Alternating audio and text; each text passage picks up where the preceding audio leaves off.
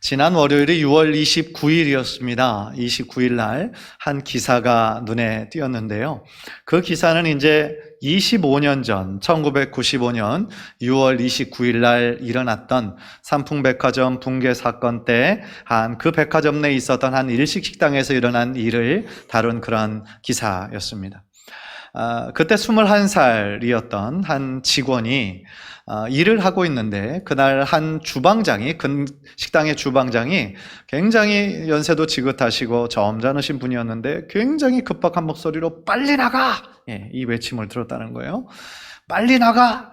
이렇게 이 외침으로 인해서 정신이 번쩍 들어가지고 자신이 일하던 것만 빨리 정리를 하고 빨리 그 건물을 나올 수가 있었다라는 거예요. 그런데 결과적으로 그 외침이 자신을 살렸다라는 거예요. 빨리 나가라고 외쳤던, 그래서 다른 사람을 살렸던 그 주방장님은 나오지 못하셨다고 그래요. 그 건물에서 나오지 못하고 안타까운 죽음을 맞이했다라고 합니다. 25년이 지난 지금 그 분은 6월 말만 되면 자신을 살렸던 그 주방장님의 외침이 지금도 선하다라는 거예요. 결국 그분의 외침이 자신을 살렸다라는 겁니다. 혹시 여러분도 이런 비슷한 경험을 한 분이 있을지도 모르겠어요. 우리가 사는 동안 참 다양한 삶의 경험을 하게 됩니다. 우리가 원하지 않고 갑작스런 순간 삶과 죽음의 기로에 섰던 그런 경험들 몇몇 분들은 아마 가지신 분들이 있을 거예요. 큰 교통사고를 당해서 정말 생사의 기록 가운데 있으셨던 분들, 또 큰 질병을 만나서 큰 수술을 통하여서 이것이 잘못되면 또 돌아갈 수밖에 없는 그런 어려움 가운데서도 하나님께서 그분들을 지켜주시고 보호해주시고 도와주셔서 지금 다시 회복되게 하신 그 하나님의 은혜를 체험하신 분들이 분명히 있을 거라는 생각이 듭니다. 누군가 내가 어려웠을 때, 곤경에 있을 때 나를 도와준 그 한 사람, 나에게 위로해준 그 한마디, 결국 그 말이 자신을 살린 것이고 지금의 나를 있게 한, 어떻게 보면 참 은인과 같은 사람들이라는 것이죠. 그런 면에서 한 가지 여러분들에게 질문하고 싶어요. 혹시 하나님의 말씀 때문에 내가 지금 살아가야 할 힘과 용기를 얻으신 그런 경험은 혹시 있으십니까? 다시 말씀드리면 하나님의 말씀이 여러분을 살린 그런 경험이 있으시냐는 거예요. 최근에 제가 읽고 있는 책은 김기현 목사님이 쓴 모든 사람을 위한 성경 묵상법이라는 책을 읽고 있습니다. 그 책의 서론 부분에서 이 목사님이 모든 성도가 왜 성경 묵상을 해야 하는가라는 질문을 던지고 그분이 이렇게 답을 했어요. 말씀 묵상이 나를 살리셨기 때문이다. 말씀이 나를 살리셨다라는 거예요. 그 이야기를 통해 보니까 그 목사님이 30대 중반부터 후반까지 삶을 묵상한 것이 아니라 죽음을 묵상하며 살았다는 거예요. 그러니까 자신의 삶에 너무너무 싫어하고 증오하는 사람이 있었다라는 겁니다. 그래서 매일같이 그 사람을 생각만 하면 그냥 묵상하려고 노력하지 않아도 2-3시간은 그냥 악한 생각으로 가득 차는 그런 삶을 살았다는 거예요. 그러면서 그 사람을 너무너무 죽이고 싶을 정도로 싫어하는 그 모습을 통해서 자기 자신의 모습도 싫어지더라는 거죠. 그래서 살아가야 할 이유도 못 느끼겠고 죽음에 대한, 자살에 대한 충동도 여러 번 느꼈다라는 겁니다. 그런데 그런 상황 가운데서 자신에게 어느 순간 갑자기 생각난 어떤 말씀이 있었다라는 거예요. 그 말씀이 뭐냐면 너는 내 사랑하는 아들이라 내가 너를 기뻐하노라 라는 그 말씀이었다라는 거예요. 자기가 살아가야 할 이유를 못 느끼고 있었는데 어느 순간 하나님이 내가 너를 사랑한다, 사랑하는 아들이다 라고 불러주시는 그 하나님의 음성을 들으니까 내가 정말 지금 사랑받고 있구나, 내가 지금 살아가야 할 이유가 있구나, 그리고 나의 이 모습 이대로도 하나님 기뻐하시는구나 라는 이야기를 들으니까 너무나 위로가 되고 힘이 됐다라는 거예요. 내가 누군가를 막 기쁘게 하기 위해서 노력하지 않아도 이미 나의 삶이 하나님께 기쁨이 되는구나 라는 생각을 하니까 다시 한번 힘을 내고 일어날 수 있었다고, 그때 주신 그 말씀으로 인해서 자신이 다시 살 수 있었다고 그렇게 고백을 하더라고요. 정말 그렇습니다. 하나님의 말씀이 그 목사님뿐만 아니라 사실은 나도 살리셨고 이 자리에 있는 여러분 한 분 한 분의 영혼을 살리신 줄 믿습니다. 왜냐하면 하나님의 말씀은 지금도 살아서 역사하고 계시기 때문에 그렇다라는 거예요. 오늘 본문의 시편 119편은 성경에서 가장 긴 장으로 유명합니다. 무려 176절이에요. 그런데 그 구절 하나하나가 너무너무 참 귀하고 소중합니다. 하나님의 말씀에 대한 그런 구절들로 가득 차 있는데요. 이 시편 119편을 읽을 때 유난히 오늘 본문이 확 제 눈에 띄고 마음에 박혔어요. 주의 말씀이 나를 살리셨나이다.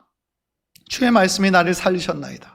하나님의 말씀이 나를 살리시는 하나님의 말씀이 되었다라는 거예요. 그래서 오늘 이 주일 말씀에 바로 이 말씀으로 함께 은혜를 나누었으면 좋겠다라는 그런 마음을 주셨어요. 간절히 바라기는 오늘 말씀을 통하여서 나에게 주시는 그 생명의 말씀으로 여러분의 마음에 받아들이셔서 그 말씀으로 인해서 우리들의 삶이, 우리들의 영혼이 다시 한번 새로워지는 귀한 은혜가 있기를 주님의 이름으로 간절히 축원합니다. 무엇보다 우리는 오늘 말씀을 통하여서 우리가 말씀을 읽을 때마다 나에게 주시는 약속의 말씀으로 붙잡아야 된다라는 것을 오늘 배우게 됩니다. 저자는 49절에서 제일 먼저 주의 종에게 하신 말씀을 기억하소서 이렇게 말씀하고 있어요. 짧은 한 구절이지만 우리에게 많은 것을 가르쳐주고 있어요. 지금 저자는요, 하나님 나에게 새로운 약속을 해주세요 라고 기도하는 것이 아니에요. 이미 자신에게 주셨던 그 약속을 붙잡고 기도하고 있는 것이죠. 무슨 이야기입니까? 하나님께서 이미 그 저자를 만나주시고 약속해 주신 그 말씀이 있었다라는 거예요. 평상시에 그 저자는 하나님의 음성 듣기를 사모하는 사람이었다라는 거예요. 그래서 그 말씀을 자신에게 주는 생명의 말씀으로 믿고 있었다라는 것이죠. 생각해 보세요. 하나님의 음성을 한 번도 듣지 못한 사람이 어떻게 주님의 뜻을 분별할 수가 있겠어요? 불가능한 거죠. 한 번도 주님과 깊은 영적인 교제를 나눠보지 못한 사람이 어떻게 하나님께서 나에게 주신 그 약속의 말씀을 기억해달라고 간구할 수가 있겠어요? 따라서 여러분에게 제일 먼저 도전하고 싶은 질문은 바로 이겁니다. 지금 여러분들은 하나님의 음성을 듣고 있느냐는 거예요. 지금 여러분들은 살아계신 하나님과의 영적인 교제를 하고 있느냐는 것입니다. 그것은요, 단순히 우리가 성경 공부를 열심히 한다라고 주어지는 것이 아니에요. 교회 봉사를 열심히 한다고 자동적으로 우리에게 주어지는 것도 아니에요. 하나님과의 교제는 어떤 사람에게 주어지느냐? 하나님의 음성 듣기를 간절히 사모하는 자에게만 주어지는 거예요. 선물과 같은 거예요. 예수님께서 자신의 가르침을 말씀하실 때 꼭 제일 먼저 하시던 말씀이 있어요. 들을 귀 있는 자는 들으라. 그 말씀이에요. 들을 귀 있는 자는 들어라. 무슨 얘기입니까? 귀가 없어서가 아니에요. 귀가 없어서 듣지 못하는 것이 아니라 들을 귀가 없다라는 겁니다. 하나님께서 말씀을 안 하시는 분이 아니라 여전히 말씀하고 계시는데 하나님의 음성을 듣지 못하는 영적으로 닫혀진 귀가 너무나 많이 있다라는 거예요. 사랑하는 성도 여러분, 지금 이 시간 하나님 앞에 나와 예배하는 말씀 듣는 우리 귀한 성도들에게 이 시간 영적인 귀가 활짝 열려지는 은혜가 있기를 주님의 이름으로 간절히 축원합니다. 영적인 귀가 열려질 때 이 말씀이 들리는 거예요. 단순히 들리는 것이 아니라 이것이 우리들의 마음판에 새겨지는 거예요. 하나님의 음성은요, 우리가 들을 준비가 되어 있을 때 들리는 거예요. 들을 준비가 되어 있다는 것은 하나님의 음성에 집중한다라는 뜻이에요. 하나님의 뜻을 들을 수 있는 모든 채널을 다 열어놓는다라는 뜻이에요. 그래서 어떤 반복되는 단어, 어떤 메시지 우리가 주의 깊게 들어야 하는 이유가 바로 거기에 있다라는 겁니다. 왜냐하면 반복한다라는 것은 그만큼 중요하다라는 뜻이기 때문에 그래요. 예를 들어 어떤 성경 말씀이, 어떤 단어가, 주제가 반복이 될 때가 있어요. 목사님들의 어떤 말씀을 통해서 혹은 내가 성경 읽기를 통하여서 읽는 그것을 통하여서 이 말씀 지난번에 목사님을 통해 들은 말씀인데 오늘 이 말씀 또 반복이 되네? 어떤 반복되는 단어와 주제가 있을 때가 있어요. 또 우연히 믿음의 사람들과의 대화에서 그 이야기가 갑자기 이렇게 나올 때가 있어요. 그리고 우리들의 환경에서 하나님께서 갑자기 어떤 쪽으로 막 밀고 가실 때가 있어요. 그런 경우는 뭡니까? 반드시 하나님의 선한 뜻이 지금 여러분의 삶 가운데 있다라는 거예요. 그렇기 때문에 우리들의 삶을 살면서 모든 귀를 열고 집중해야 한다라는 것이죠. 예를 들어서요, 아무리 시끄러운 방에 있어도 아기 엄마는 아기의 울음소리를 기가 막히게 알아듣습니다. 그 자리에 있는 다른 사람들은 몰라요. 왜 이러나? 지금 아기가 우는 것 같아. 나는 못 들었는데. 이런 경우가 많죠. 그런데 아기 엄마는 아기의 소리를 거의 본능적으로 알아들어요. 왜 그럴까요? 집중하고 있기 때문에 그렇습니다.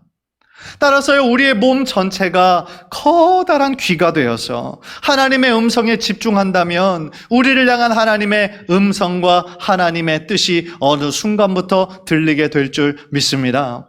중요한 것은 뭐예요? 우리에게 주님의 음성 듣기를 사모하는 마음이 있어야 된다라는 겁니다. 그리고 그 음성 속에서 하나님의 약속을 발견하고 붙잡아야 된다라는 거예요. 그리고 오늘 본문의 시편 저자가 기도했던 것처럼 주여 저에게 하신 말씀을 기억하옵소서. 그 말씀을 붙잡고 기도해야 된다라는 거예요. 여기서 나오는 그 말씀은 곧 약속이라는 말과 동일해요. 현대인의 성경과 영어 성경을 보면 그것을 약속으로 번역을 했어요. 그러니까 주의 종에게 하신 약속을 기억하옵소서. 그렇게 기도했던 것이죠. 그렇다면 여기에서 저자가 의미하는 그 하나님의 약속은 무엇일까요? 성경은요, 사실은 언약의 책이에요. 구약과 신약, 뉴 테스트먼트, 올 테스트먼트 하는 그 테스트먼트의 단어 자체가 언약이라는 뜻이에요. 그래서 구약은 옛 언약, 신약은 새로운 언약이라는 뜻이에요. 구약, 신약이. 그러니까 구약과 신약은 결국은 언약의 책, 하나님의 약속으로 가득 찬 책이 바로 성경 말씀이에요. 그래서 믿음의 개인들에게 하나님께서 특별한 약속의 말씀을 주신 것도 있지만 또한 우리 믿는 자들 모두에게 공통적으로 주신 하나님의 약속이 구약과 신약에 계속해서 흐르는 것이 있어요. 그 대표적인 것 중에서 약 3가지만 골라서 우리들 모두에게 주신 약속의 말씀을 소개해드리고 싶어요. 첫 번째 어떤 이 약속은 바로 어떤 약속이냐면 나는 너와 내 후손의 하나님이 되리라는 그런 약속이에요. 창세기 17장 7절을 한번 화면을 통해 보세요. 내가 내 언약을 나와 너와 내 대대 후손의 사이에 세워서 영원한 언약을 삼고 너와 내 후손의 하나님이 되리라 라고 말씀하셨어요. 예레미야 31장 33절 보세요. 우리 한번 화면을 통해서 다 함께 읽을까요? 시작. 나 여호와가 말하노라. 그러나 그날 후에 내가 이스라엘 집에 세울 언약은 이러하니 곧 내가 나의 법을 그들의 속에 두며 그 마음에 기록하여 나는 그들의 하나님이 되고 그들은 내 백성이 될 것이라. 아멘. 하나님의 법을 이제 그들의 마음에 두고 그 마음에 기록해서 나는 그들의 하나님이 되겠다라고 말씀하신 거예요. 또 두 번째로 반복되는 하나님의 언약의 말씀은 바로 이거예요. 너희는 나의 백성이라. 너희는 나의 소유요, 나의 백성이라. 구약과 신약에 또 동일하게 약속해 주세요. 출애굽기 19장 5절 6절 제가 읽을게요. 세계가 다 내게 속하였나니 너희가 내 말을 잘 듣고 내 언약을 지키면 너희는 열국 중에서 내 소유가 되겠고 너희가 내게 대하여 제사장 나라가 되며 거룩한 백성이 되리라. 하나님의 약속이에요. 베드로전서 2장 9절 우리 한번 화면을 통해서 다 함께 읽겠습니다. 시작. 오직 너희는 택하신 족속이요 왕같은 제사장들이요 거룩한 나라요 그의 소유된 백성이니. 무슨 얘기예요? 하나님께서 우리들에게 약속을 주실 때는 언제나 쌍방인 거예요. 우리의 역할은 하나님의 주신 말씀을 붙잡고 순종하는 거예요. 그러면 하나님께서 우리들의 하나님이 되어주시고 우리는 하나님의 소유요 하나님의 백성이 되어주신다라는 거예요. 마지막 3번째 공통적으로 구약과 신약에 흐르는 하나님의 언약은 내가 너희와 함께하겠다는 약속이에요. 출애굽기 29장 45절 보면 내가 이스라엘 자손 중에 거하여 그들의 하나님이 되리니.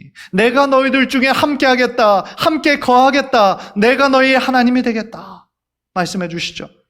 마태복음 28장 20절 너무 유명한 구절인데요. 우리 화면을 통해서 다 함께 읽겠습니다. 시작. 내가 세상 끝날까지 너희와 항상 함께 있으리라 하시니라. 아멘. 예수님이 이렇게 약속해 주셨고 우리들에게 보혜사 성령을 보내주셔서 이 자리에 있는 성도님들 마음, 모두의 마음 가운데 성령님이 내주하고 계시는 것이죠.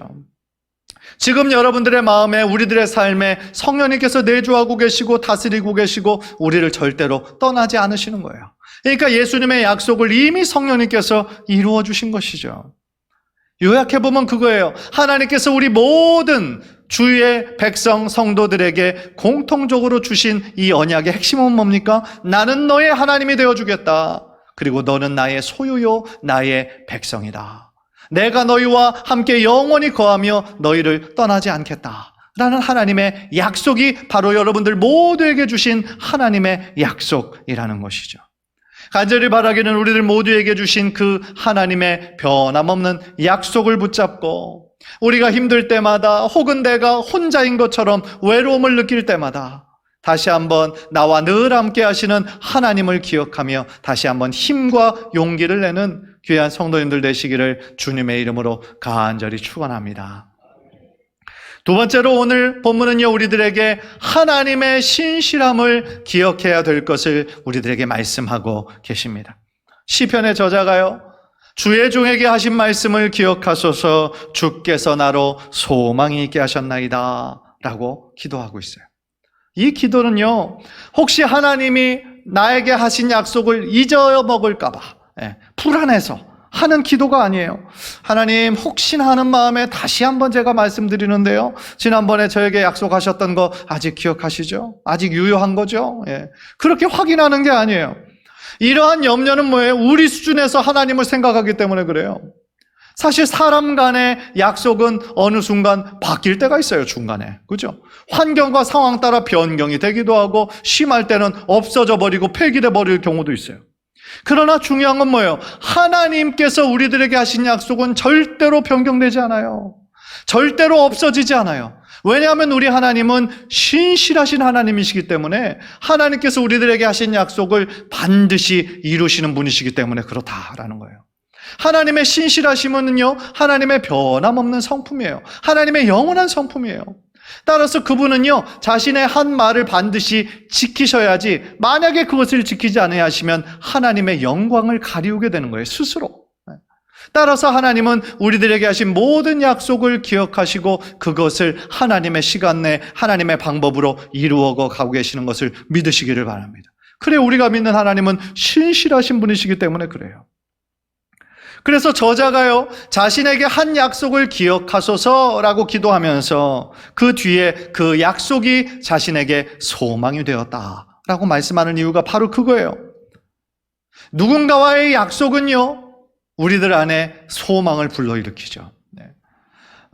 얼마 전에 제 막내 아들이 생일이었어요. 그런데 이제 그 생일을 맞기 전에 너 뭐 갖고 싶냐 이렇게 저희는 물어보거든요. 왜냐면은 안 물어보고 그냥 우리 부모가 좋은 거 이렇게 줬다가 또 아이가 싫어하면 안 되잖아요. 그러니까 부모가 좀 이렇게 해줬으면 좋겠다 해서 막 책이나 어떤 공부에 관련된 거 하면은 아이들 하나도 안 좋아하잖아요. 그래서 아이한테 이렇게 물어봐서 뭐 받고 싶다 이제 얘기하면 그거를 이제 생일날 딱 사주거든요.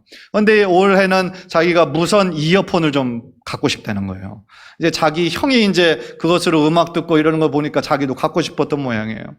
그런데 이제 생일이 가까우니까 저하고 아내는 이제 그거를 주문을 해가지고 그거를 준비해 놨죠. 그러니까 이 아이를 보니까 하나도 의심을 하지 않아요. 왜냐하면 자기 아버지가 나에게 생일날 주기로 약속한 거니까 철석같이 그거를 믿고 있더라고요. 그런데 철석같이 믿고 있는데 내가 그런 약속을 했었나? 그런 식으로 해버리면 이거 어떻게 되는 거예요? 아이에게 완전히 점수를 잃는 거죠. 신뢰를 잃는 거죠. 그러니까 인간의, 어떻게 보면 아버지의 약속 붙잡고 얘가 생일날만 오기를 그토록 기다리는 그 모습을 보니까 사람 간에도 이 약속을 붙잡으면 그게 소망이 되는데, 우리 하나님의 자녀된 우리가 하나님의 약속 붙잡고 소망으로 이렇게 살아가는 삶을 보면 하나님께서 왜 좋은 것으로 채워주시지 않겠나라는 마음이 드는 것이죠. 왜냐하면 하나님께서는 우리 자녀들을 너무나 사랑하시고 우리들의 자녀가 기뻐하는 것이 곧 하나님께 기쁨이 되기 때문에 그렇다라는 것입니다. 따라서요, 혹시 여러분의 삶 가운데 정말 하나님의 은혜가 필요하고 하나님의 도우심이 필요하신 분들 많이 계시잖아요. 혹시 지금 질병 가운데, 아픔 가운데 계신 성도님들이 있습니까? 이 약속의 말씀을 받으세요. 믿음의 기도는 병든 자를 일으키리니 반드시 하나님께서 치유해 주시겠다라고 하는 그 말씀을 소망의 말씀으로 받으세요. 치유의 광선을 비춰주시겠다, 깨끗이 고쳐주겠다라고 하는 그 예수님의 말씀을 바로 여러분에게 주시는 말씀으로 받고 붙잡으세요. 혹시 지금 경제적으로 어려운 분들 많이 계시죠? 하나님께서는 만복의 근원 되시는 분이시거든요. 내가 반드시 너에게 복을 주겠다, 회복시켜 주겠다라고 하시는 하나님의 말씀을 여러분에게 주시는 말씀으로 받으세요. 혹시 지금 새로운 직장을 구하고 계시거나 혹은 어떤 만남을 또한 준비하시는 분들 계시다면 하나님께서 그 모든 어려움의 시간을 통하여 점금과 같은 시간으로 너를 연단하고 더 좋은 것으로 갚아주시겠다라고 하는 하나님의 말씀을 여러분에게 주시는 말씀으로 받으세요. 그러니까 결국 중요한 건 뭡니까? 우리가 읽는 많은 말씀 중에 이것이 다른 사람들을 위한 말씀이 아니라 바로 나를 위한 말씀이라는 믿음과 확신을 가지고 그 말씀을 붙잡을 때 그 말씀이 여러분들 안에 살아 움직이는 소망으로 여러분의 삶을 지켜주실 줄 믿습니다. 예. 저도 저의 삶을 뒤돌아보면 참 어려운 그런 때가 여러 번 있었는데 그럴 때마다 하나님 앞에 간절한 마음으로 사모하는 마음으로 갈급한 심령으로 나아갈 때 하나님께서 그 때에 맞춰 하나님의 말씀을 주시고 위로하시고 격려하셨던 그런 적이 참 많이 있었어요. 미국에서 제가 박사과정을 할 때 제가 원해서 한 것이 아니었기 때문에 여러 가지 환경과 여건이 공부에만 집중할 수 있는 여건이 아니었어요. 그래서 주중에는 풀타임으로 공부하고 또 주중 또 그 가족들도 있었기 때문에 20시간 또 일을 하고 또 주말에는 또 교회에서 사역을 하는 굉장히 하루하루 바쁜 그런 삶을 살았던 때였어요. 그래서 낮 되기 전까지 오전부터 이제 점심때까지 일을 하는데 마음이 늘 불편한 거죠. 왜냐하면 이따 3시부터는 이 박사과정 공부가 시작하는데 박사과정 공부는 그냥 가만히 앉아서 수업 듣고 오는 게 그게 아니라 자신이 가서 막 인도해야 돼요. 인도해야 되고 그 읽은 것들 다른 학생들하고 또 토의해야 되고 이런 것들을 자발적으로 막 해야 되는 수업 분위기에서 내가 지금 준비가 안 됐다라는 생각이 드니까 너무너무 그 시간을 가기가 싫은 거예요. 그래서 일을 마치고 이제 학교 주차장에 가서 있는데 차에서 내리기가 싫은 거예요. 내리기가 싫고 정말 하나님 내가 이 공부 계속해야 됩니까? 그래서 그것으로 인해서 얼마나 하나님께 막 부르짖었는지 몰라요. 난 못하겠다고. 막 깽판을 많이 부렸죠. 그런데 그때 생각나는 하나님의 말씀이 있었어요. 시편 121편 말씀이었는데 내 눈을 들어 산을 보아라. 너희 도움이 어디서 오나 천지를 지으신 하나님 여호와에게서로다. 그 말씀이 생각이 나는 거죠. 나의 도움은 하나님께로부터 오는 거구나. 내 힘으로 해서는 안 되는 거구나. 그리고 그때 마침 또 그런 찬양이 또 흘러 퍼지니까 그 차 안에서 제가 얼마나 울었는지 몰라요. 그러면서 다시 한번 힘을 내서 용기를 내서 그 모든 학업을 마칠 수가 있었어요. 정말 그렇습니다. 우리가 갈급한 마음으로 정말 갈급한 심령으로 주님 은혜 아니면 내가 살아갈 수 없습니다라는 그런 마음으로 하나님을 찾을 때 하나님께서는 여러분들을 찾아와 주시고 여러분들을 만나 주시고 말씀해 주시고 위로해 주시고 다시 세워 주실 줄 믿습니다. 그래서 나에게 주시는 그 말씀을 붙잡을 때 그 말씀이 나를 살리는 거예요. 다시 나의 영혼이 소생케 되는 거예요. 그래서 나를 곤란 중에 나를 세우시는 위로가 되는 것이고 그것이 나를 다시 한번 힘을 주는 생명의 말씀이 될 수 있다라는 것입니다. 그렇다면 그 소망의 말씀을 붙잡는다라는 것은 무슨 뜻이에요? 단순히 좋은 말씀이네, 아유 오늘 은혜가 되네, 그렇게 됐으면 좋겠네, 그 정도로 머물러서는 안 돼요. 그 말씀을 전적으로 신뢰하고 그 말씀을 나의 생명처럼 생명줄처럼 붙잡는 것을 의미하는 거예요. 사랑하는 성도 여러분, 소망의 말씀을 붙잡되 정말 견고하게 붙잡는 우리 귀한 성도님들 되시기를 주님의 이름으로 간절히 축원합니다. 히브리서 3장 14절을 보니까 이렇게 말씀하고 있어요. 우리 화면을 통해서 다 함께 읽겠습니다. 시작. 우리가 시작할 때에 확실한 것을 끝까지 견고히 잡으면 그리스도와 함께 참여한 자가 되리라. 아멘. 무슨 말씀이에요? 하나님이 우리에게 주신 약속의 말씀을, 소망의 말씀을 우리가 끝까지 잡되 견고하게 붙잡아야 된다라는 말씀이에요. 그렇게 할 때 그 말씀이, 내가 잡은 그 말씀이 결국은 나를 살리고 다시 한번 일어날 수 있는 힘과 용기를 주실 줄 믿습니다. 간절히 바라기는 주님께서 여러분에게 주신 그 말씀을 끝까지 포기하지 말고 견고하게 붙잡아서 그 믿음으로 승리하는 귀한 성도님들 되시기를 주님의 이름으로 간절히 축원합니다. 마지막으로요, 하나님께서 주신 약속의 말씀을 우리가 붙잡습니다. 소망으로 기다려요. 그런데 그 말씀이 내 안에서 생명력 있게 살아가기 위해서는 뭐가 필요하냐면 순종이 필요한 거예요. 왜 그러냐면 순종이 없으면 말씀의 능력이 내 안에서 사라져버려요. 말씀 자체의 능력이 없는 것이 아니에요. 말씀은 살아있어요. 말씀은 능력이에요. 그런데 왜 내 삶에 많은 변화가 없을까? 그 말씀을 내 삶의 생명줄처럼 붙잡고 지키는 순종이 없기 때문에 그런 거예요. 말씀을 그저 머리로 아는 거, 그리고 순종하는 것은 엄청난 차이가 있어요. 그것은 뭐냐면 우리가 말씀을 읽는다고 해서 그 말씀이 내 안에 저절로 열매 맺지 않는다라는 거예요. 말씀을 지키려고 하는 우리들의 철저한 노력이 있어야 된다라는 겁니다. 예를 들어요, 여러분들 집에 화초를 키우시거나 아니면 집에서 그 어떤 밭에서 채소를 키우시는 분, 그런 분 계시잖아요. 화초나 어떤 나무나 그런 열매들이 잘 자라기 위해서는 어떻게 될까요? 끊임없이 정기적으로 물을 줘야 돼요. 잘 자랄 수 있도록 햇빛도 이렇게 쬐어줘야 되고 또 가끔씩 가지도 쳐줘야 되고, 그런 우리들의 지속적인 돌봄과 노력이 있어야 돼요. 만약에 씨름 뿌려놨는데 한 번도 물도 주지 않고 우리가 돌보지 않는다면 어떻게 될까요? 금방 말라서 죽어버려요. 마찬가지죠. 충분히 자랄 수 있는 생명력이 있었어요. 그 안에 가능성이 있었어요. 그런데 우리가 돌보지 않고 지속적으로 노력하지 않으면 금방 말라서 죽어버렸다라는 거예요. 무슨 이야기입니까? 우리가 말씀을 지키려고 노력한다라는 것은요, 마치 생명선에 끊임없이 영양분을 공급하는 것과 똑같은 거예요. 말씀에 대한 우리의 실천이 없으면 그 말씀은 내 안에서 살아서 움직일 수가 없다라는 뜻입니다.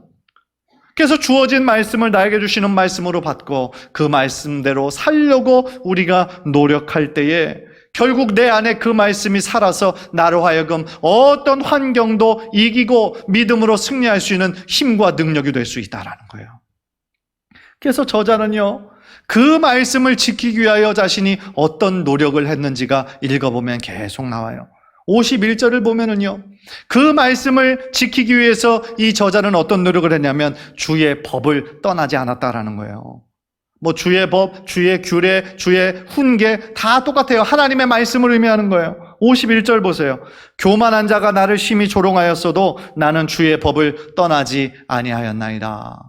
어떤 상황이었는지 모르겠지만 주변에 자기의 믿음 생활하는 것을 조롱하는 사람이 있었다라는 거예요. 비웃는 사람이 있었다라는 거예요. 그런데 그러한 조롱과 반대가 있었음에도 불구하고 이 저자는 주의 법을 떠나지 않았다라는 거예요. 만약에 이 저자가 정말 너무너무 그들이 나를 공격하고 적대시하고 조롱하는 것이 너무나 싫어서 아유 그래 나도 그러면 주의 법도 떠나고 내가 잠깐만 좀 신앙생활 하는 거 쉬지 그렇게 하고 했으면 어떻게 됐을까요? 물론 그들의 반대자들의 조롱은 끝났을지도 몰라요. 그러나 어떤 경우는 잠깐 떠나는 것이 결국은 그의 삶 전체를 통하여 하나님을 떠나게 되는 경우가 얼마나 많은지 몰라요. 세상에서 사는 거는, 세상에 속해서 사는 거는 조금 편해질지 몰라요. 그러나 그의 마음 가운데 있었던 말씀의 생명력은 사라지게 되는 거예요. 어려움이 있을 때마다 계속 그렇게 교회를 떠나고 하나님을 이렇게 떠나버릇하는 사람들은 세상과 타협하면 타협할수록 점점 더 세상에 그냥 휩싸여버리는, 환경이 올 때마다 넘어져 버리는 그런 미약한 크리스찬이 될 수밖에 없다라는 거예요. 그렇기 때문에 저자는 주의 법을 절대로 떠나지 않았다라는 거예요. 자기가 가고 있는 그 길이 옳은 길인 것을 알기에 끝까지 포기하지 않고 자신의 그 걸음을 늦추지 않았다라는 뜻입니다. 사랑하는 성도 여러분, 이 사실을 좀 기억하셨으면 좋겠어요. 우리가 이 세상에서 신앙생활 하는데도요, 이거를 비웃고 조롱하는 사람들이 있어요. 있습니다. 그러나 그들은 우리를 비웃을 수 있을지 몰라요. 그러나 우리를 절대로 이기지는 못해요. 왜냐하면 우리에게는 하나님이 함께 하시잖아요. 따라서 결국 최후의 싸움은 우리가 승리하게 되는 거예요. 그래서 그들이 어떤 식으로 우리를 조롱하고 비웃는다 할지라도 여러분들 절대로 기죽지 마세요. 하나님이 우리와 함께 하시는 거예요. 최후의 승리는 우리의 것입니다, 여러분. 또 하나요, 이 저자는 주의 말씀에 순종하기 위해서 주님의 말씀을 계속 기억했다라는 거예요. 주님의 법, 주님의 말씀을 떠나지 않았고요, 주님의 말씀을 계속해서 기억했다라는 거예요. 52절 보세요. 여호와여, 주의 옛 규례를 내가 기억하고. 무슨 말씀이에요? 나에게 주셨던 하나님의 그 말씀, 나를 살리셨던 주님의 은혜, 내가 정말 인생의 구렁텅이와 같은 정말 실패와 실수와 정말 어려운 상황 가운데 있었을 때 나를 위로하시고 나를 다시 일으켜 세워주셨던 그 하나님, 그 은혜를 기억했다라는 거예요.